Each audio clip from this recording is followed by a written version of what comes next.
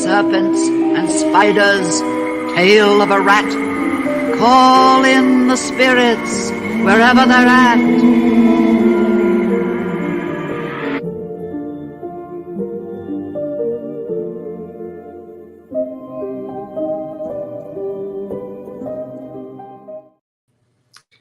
Hello, fandomites. It is Jay, your social media sorcerer supreme, the Nerd Squatch here, and welcome, foolish mortals, to our pre-show for Disney's The Haunted Mansion. Now, those of you who know me and can tell by my clothes, my decor, and, my personality, they know that I am an avid fan of the Disney attraction, The Haunted Mansion. Now, what is it, you might say, about this attraction that captured my attention? Well, I'll start with a little bit of a backstory on myself. I was raised in the height of the Tim Burton, the early thousands. Nightmare Before Christmas had just come out, or it had recently come out, and Edward Scissorhands was recent, and everybody was talking about Tim Burton. Batman was in '89. I was born 10 years later. All of his movies are dark in tone, of course, and that's kind of where it started for me, with this love of childish horror and childish, whimsical, spooky stuff, and that is all in thanks to the amazing Mama Kim, my mother, who instilled the love of stop motion animation and fun, playful horror into my life. Don't mind me, just gonna pop Constance up there. Just noticed I didn't have her. But yeah, so Tim Burton really started this fascination with the childish, whimsical, macabre. And since I first saw Nightmare Before Christmas, I was in love with the idea that scary can be fun. It can have an edge of darkness and a broader sense of lightness. And that's kind of what Nightmare Before Christmas is. But others of Tim Burton's, of course, are strictly dark. But then the Eddie Murphy Haunted Mansion movie came out, of course, and I don't even know if I'd been to Disney World for the first time when that movie came out. And I didn't see it in theaters, but I watched it at home on repeat. Like, you can ask my aunt. I watched it at her house every Friday night. It was one of my favorite movies. And it's, looking back on it as an adult, it's not great. It doesn't necessarily honor the ride in a way. Ooh, somebody has joined us. Hello, hello. Welcome, welcome. I can't see names, so feel free to comment. I'm trying to see, can I? I cannot. But welcome, welcome, foolish mortal. We're just talking about my backstory and why I love things that have a spooky and whimsical edge. But I was talking Tim Burton, and how my mom got me into Tim Burton from a very young age with Nightmare Before Christmas and Edward Scissorhands. And I think my first time... Oh, hi. What's up, bud? I think for the first time after... Let me see. The first time I saw that movie, like I said, was at my aunt's.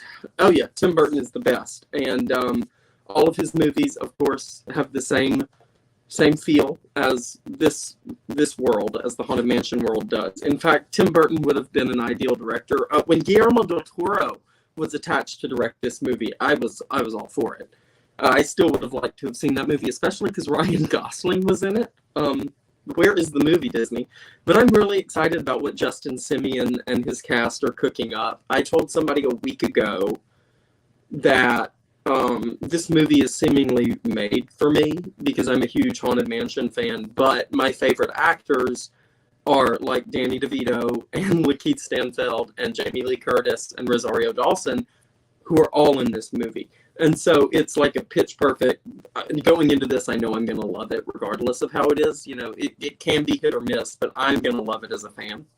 And so, yeah, Tim Burton started the love. And then the first time I wrote it and can remember it, was a high school trip. I know. I went to Disney a lot in my childhood, but I don't remember it as much. I blocked a lot of that out. But my first real memorable trip to Disney World in Orlando, when I rode it, I was instantly sold. There is, the song Grim Grinning Ghosts. Everyone knows it. And if that's not a song that you fall in love with the first time you hear it, I don't know what is. Pretty much all Disney ride songs have that effect on me. I'm a Disney nerd. I'm kind of mad at them right now, but, I did want to say while I'm live, because I've been saying this in all of my content recently, and other stuff for the Bear and the Beard, that the SAG-AFTRA has approved influencers to make content on struck work like this. It's not released. It releases tomorrow, but production has been halted and finished well for some time. So they are asking that we do promote these films that are struck because the writers need that attention. So I wanted to put that out there. We are not crossing the picket line. We are not scalping. Hopefully we're not scabbing in any way. And if we are always open to be pointed in the correct direction. But I think I've done my research fair enough on the SAG-AFTRA and the WGA strikes to be respectful of their wishes and support them as a podcast and as influencers. But because we don't have movies without them. And a lot of the movies released this summer are really, really good. And this one looks to be no different. Great cast, great set design, great production design. The whole thing looks like you've walked off of your Doom buggy at some point in the ride. You've just stood up, the lights have turned on, and you're walking around. I personally wouldn't do that. A lot of people here's a Disney secret for you. A lot of people throw their loved ones' ashes in the Haunted Mansion. Maybe ruined it for you, but I think it adds to the creep factor that it could have real ghosts. They say there's a real skull in Pirates of the Caribbean. So, stuff like that's my kind of jam, that Disney trivia. And so Haunted Mansion, people throw their loved ones' ashes in there. And Disney has and it's awful. I hate to expose these, to say these secrets. And, some of them are rumors, some of them are myth. But what I've heard in Defunct Land and channels like that is that the air systems recycle it. And so, essentially, you're just breathing it in, which is disgusting. No, disgusting. Anyway, there's a skull in Pirates of the Caribbean, and the ashes are everywhere. People throw the ashes all over the parks. It's a very special place to many people. I know, right? It's a little disturbing. But yeah, so when I first wrote it and I fell in love, that started an obsession that has now been 4 Disney trips in the making and has grown. My first adult trip with friends, with my mom and some friends to Disney World, I got a lounge fly. And it was my first lounge fly, and you can barely see it right there, but it is the Haunted Mansion wallpaper that you see right here, because I just knew if I was going to start collecting them, I had to start there. And it's actually held up for a very long time. They're great bags. I can't recommend them enough. And so after I wrote it, fell in love, it grew and it grew. And then I found out that they were giving the movie another shot. And I was a little worried because I wasn't familiar at all with Justin Simien at the time. I have since become more familiar with Justin Simien and love Justin's work on TV and film. And so when I saw that was announced and that Ryan Gosling was no longer attached, it was kind of like, where we go from here.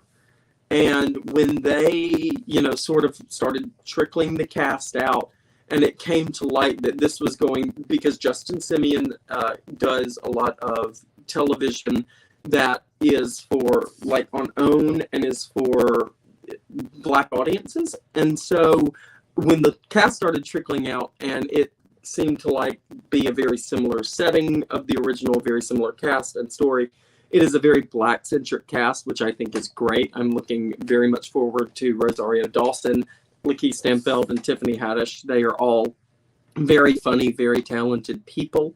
I've heard that Lakeith Stanfield has great stuff in this movie, and that has me really excited because I love him.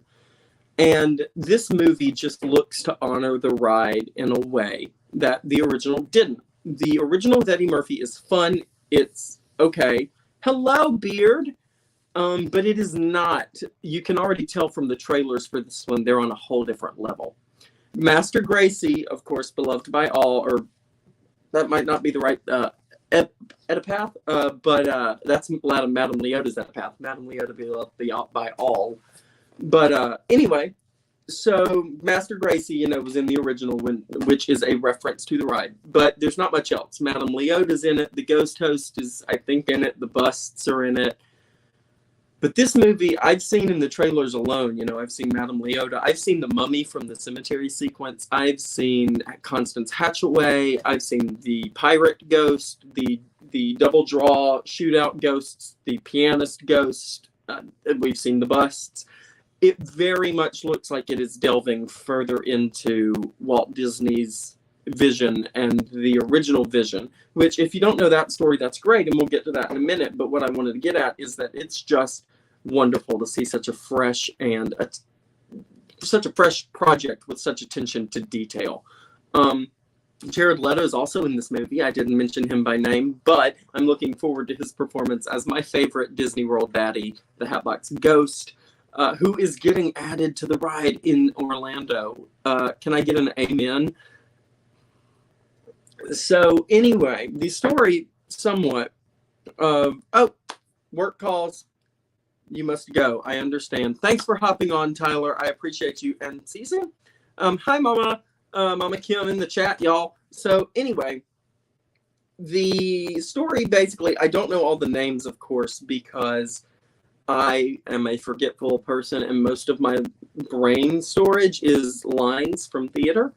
So the original two people who worked on this ride for Walt couldn't agree whether it was supposed to be scary or whether it was supposed to be lighthearted. And if you ride the ride, you see that there is a distinct, it's both. It's the first half is spooky and eerie, and it's all the portraits change, and that's when you go through the hallways with the floating candelabra and the people nailed in the attic, the person nailed to the coffin in the attic, and the ballroom. That's all of the eerie stuff, Madame Leota's seance room. But once you exit I believe the ballroom scene, you are instantly in the cemetery, and it's when the crypt doors creak and the tombstone, it is the upbeat, fun, really happy cemetery sequence. The swinging lake, as referenced in the song. And all the ghosts are partying and having fun. So it is both. It is a happy medium between both. And from what I've heard so far, this movie really is a perfect happy medium of both spooky and fun. And again, that's what you want from a Haunted Mansion movie. So can you complain? So they couldn't decide, and they settled for both. And, Walt, it was the last project he worked on for Disneyland. And then when it opened in Disney World, he wasn't alive. He passed away before Disney World opened. And so I believe it opened with the park. It was one of the first origin. Yeah, the Eddie Murphy movie doesn't really hit all the beats. It's great, and Eddie Murphy is fantastic, and Terrence Stamp is fantastic. But I really look forward. I love Lakeith Stanfield, so I'm not complaining. I can't wait. I've heard he's got really great beats, really great story. And I have surprisingly heard pretty good things. A lot of the trailer stuff kind of worried me visually. Some of the CG looks a little wonky, but what I have heard is that by the time that release rolled around tomorrow, they really upped the game. They really fixed the VFX, and it looks really, really visually stunning. I think Jared Leto looks great. I don't think they have him in any makeup at all. I'm quite certain Hatbox Ghost is like completely CG up here. I'm not necessarily great with that. Oh, Atlanta is fantastic. I may not know off the top of my head, but did Justin Simeon work on that with Donald Glover as well? Did he do some episodes of that show? I haven't seen all of it. I've just seen sporadic little bits. I need to sit down and watch it all because I love Donald Glover. The casting, as Brian said, for this movie is on point. And the setting is on point, of course. It is in my and my mom's favorite city in the world, New Orleans, Louisiana. Cannot wait for some New Orleans. Oh, okay. Well, I was wondering. I know that he's done some TV stuff as well, but that was just a question I had for you because you're definitely a bit more knowledgeable on this than me. You watch more of that content. I don't think I have access to it. I don't know where it streams. I just watched it when I had like actual television. That's old ago. But yeah, so Haunted Mansion looks great, and the Justin Simeon is a new kind of director for me, like I said, so I'm interested to see his style. Oh, it's on Hulu. I was about to say it's on FX, right? So it's FX. Yep. Took the words right out of my mouth. I do a lot of FX on Hulu, so I watched What We Do in the Shadows, so I'll go hit that up now. Thank you so much. I recently got Hulu back. That's a great reason to. So looking forward to the movie and back to the casting. There are some cameo roles here. Winona Ryder is supposed to show up. Dan Levy from Schitt's Creek, one of my favorite shows ever. And a few other people that we don't know necessarily what their purpose is here yet. And that just really excites me because just like Barbie, I feel like this is a movie where you have a chance to include a lot of Hollywood because a lot of people like this ride and this story. Something I'm really, speaking of story, really keen to see and see if they include is the SEA, the Society of Explorers and Adventurers, which kind of interconnects all of the different mansions from the different parks, whether that's Phantom Manor or Haunted Mansion in Anaheim, Haunted Mansion in Orlando. I don't know that Orlando's really part of it. A lot of Orlando is separate, but Pirates of the Caribbean is Caribbean is included in that connection. Jungle Cruise, tons of other rides that already have movies. So I was just, keen to see if they would connect it. So that's something to look forward to, is a possible C connection, and possibly through Lakeith Stanfield's character, possibly even through Tiffany Haddish's character being a medium and a psychic. Or maybe even Master Gracie was a member of the SEA. That would be interesting. But all in all, I think this movie looks to do what it looks like it's going to do what it's aiming for. That it's aiming to give the ride a more honest, more honorable, more respectful approach in film. And with the history of this ride, I would be really disappointed if they didn't hit as many notes as possible. We've seen the stretching room. The trailers have had nothing but ghost host narration, which I thought was awesome. I am loving the marketing for this movie.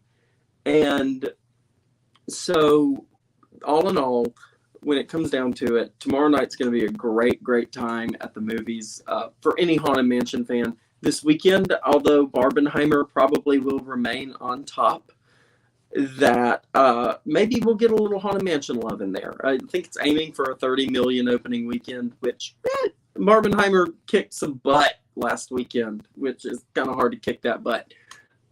So we'll see what happens at the box office. So what I wanted to talk about real quick, because I just mentioned Barbenheimer, I want to take a moment to acknowledge I had a Barbenheimer episode scheduled to release on Monday, as in 2 days ago, and I have been so busy with costume design for a musical down here and prepping for this live stream, prepping for tomorrow night for going to the movies, that, the marketing is really good. I think part of what sells it so much is that it is so in your face about, this is the ride.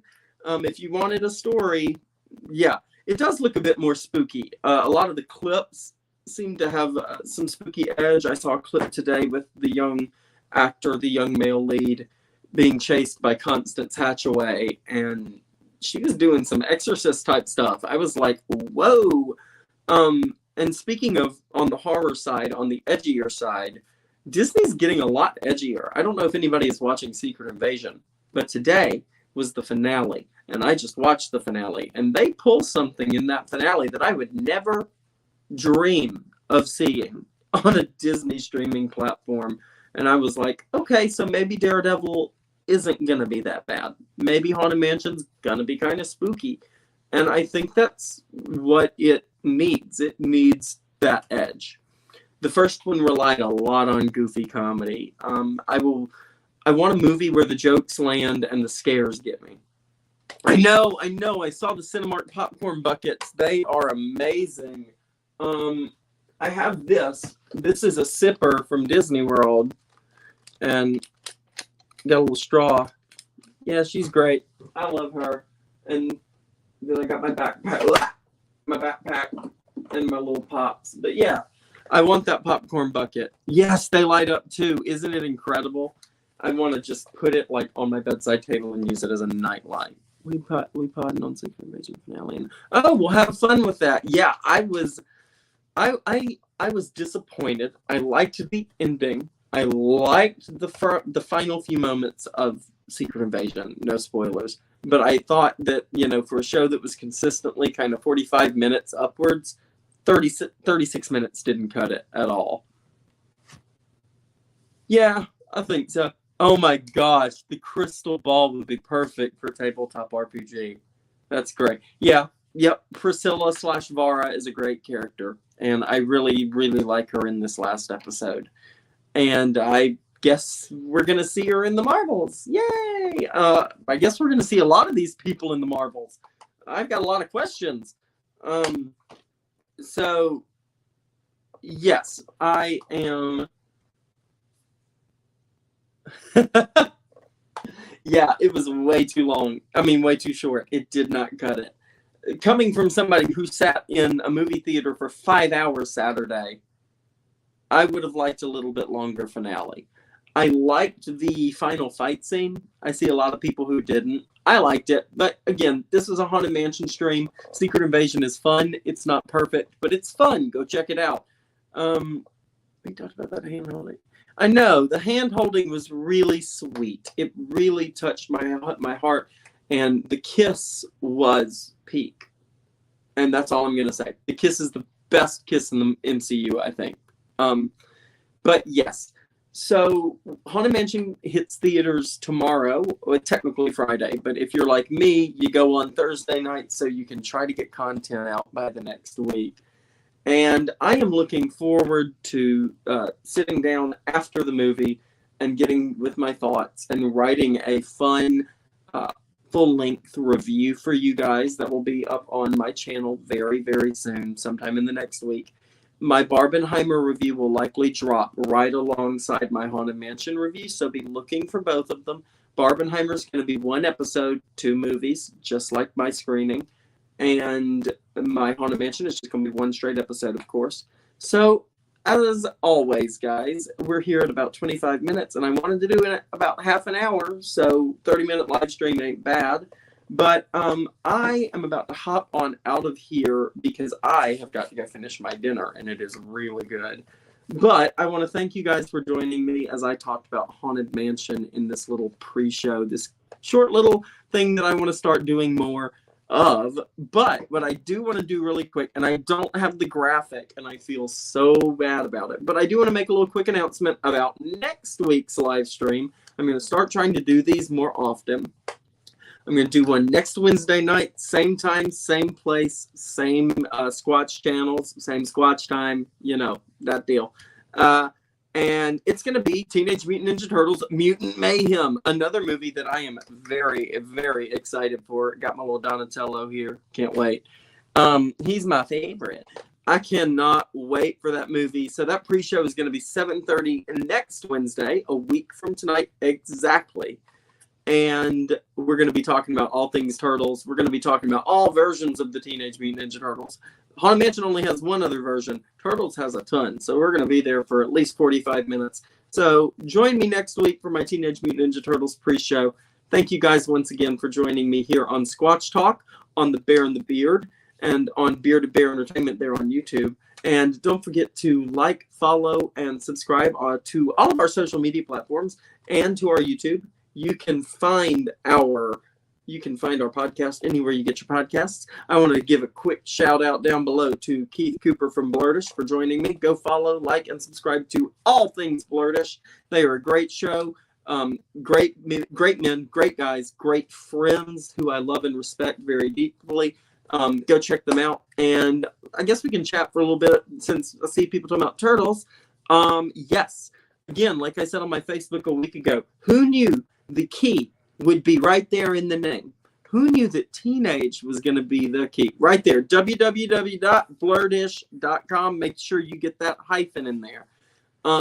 They are a great show. Like I said, they're always getting great content out. And make sure to check out their Secret Invasion podcast as well. I saw Keith just mention it. So go to the website for all that info. And I appreciate you guys for checking it out. Can't wait for Teenage Mutant Ninja Turtles. And maybe you'll get a little post from me after the movie tomorrow night. Yes, Keith, we would love to have you for the Secret In episode. That would be great. So, guys, I'm going to get out of here. I thank you guys so much for being a part of what makes Bearded Bear Entertainment the best that it can be. I want to thank my co-host who is down in the chat below, Beard, the wonderful Beard, for helping me get set up today. I want to thank the Bear for that amazing Madame Leota countdown timer we had. If you missed it, I might post it so you can see it. It's really cool. So thanks, guys, for joining me, and I will see you guys next week right here. Same Squatch time, same Squatch channels. Peace out. Much love. Stay strange.